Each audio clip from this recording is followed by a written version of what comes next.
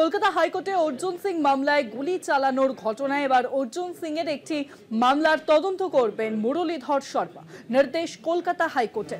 বাকি মামলাগুলির ক্ষেত্রে অর্জুন সিংকে আগাম জামিনের আবেদন জানাতে হবে নির্দেশ বিচারপতি জয় সেনগুপ্তের।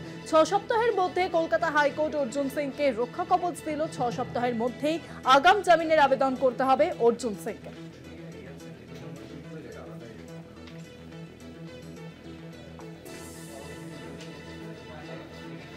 আর বিষয়ে আরো জানাবেন এখন নিউজরুম থেকে সরাসরি রয়েছেন প্রতিনিধি পীযূষ কান্তিনাথ। পীযূষ, দেখো, অর্জুন সিং এর বিরুদ্ধে গুলি চালনার ঘটনা সহ যে সমস্ত এফআইআর গুলি দায়ের হয়েছিল সেগুলিতে রক্ষা কবচ চেয়ে অর্জুন সিং সরাসরি কলকাতা হাইকোর্টের দ্বারস্থ হয়েছিলেন।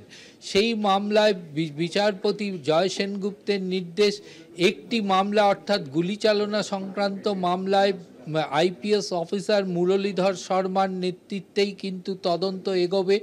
তবে অন্যান্য মামলাগুলির ক্ষেত্রে অর্জুন সিংকে আগাম জামিনের আবেদন জানাতে হবে এবং সেক্ষেত্রে অর্জুন সিংকে 6 সপ্তাহের রক্ষা কবচ দিল কলকাতা হাইকোর্ট।